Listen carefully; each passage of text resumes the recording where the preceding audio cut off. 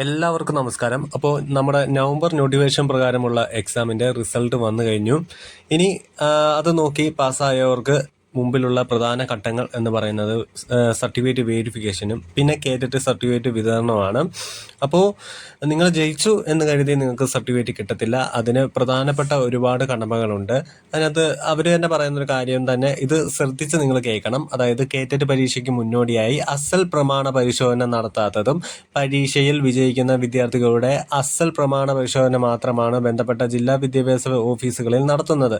ആയതിനാൽ കേറ്ററ്റ് പരീക്ഷയ്ക്ക് അപേക്ഷിക്കുന്ന ഉദ്യോഗാർത്ഥികൾ വിജ്ഞാന പ്രകാരം മതിയായ യോഗ്യത ഉണ്ടെന്ന് ഉറപ്പാക്കിയ ശേഷം മാത്രം അപേക്ഷ സമർപ്പിക്കേണ്ടതാണ്. അതായത് നമ്മൾ രജിസ്ട്രേഷൻ ചെയ്യുന്ന സമയത്ത് കൃത്യമായിട്ട് നിങ്ങൾ ചെയ്തിട്ടുണ്ടെങ്കിൽ പ്രമാണ പരിശോധന വേളയിൽ നിശ്ചിത യോഗ്യത ഇല്ല എന്ന് കാണുന്ന പക്ഷം അപേക്ഷ നിരുപാധിതം നിരസിക്കപ്പെടുന്നതാണ്. അതായത് നിങ്ങൾ എന്തെങ്കിലും തെറ്റ് രജിസ്ട്രേഷൻ സമയത്ത് കള്ളത്തരങ്ങളോ അല്ലെങ്കിൽ നിങ്ങളുടെ ഭാഗത്തു നിന്നുണ്ടായ തെറ്റുകളുണ്ടായ നിങ്ങളുടെ ഈ ഒരു സർട്ടിഫിക്കറ്റ് വെരിഫിക്കേഷൻ സമയത്ത് നിങ്ങളുടെ അപേക്ഷ നിരസിക്കുന്നതാണ്.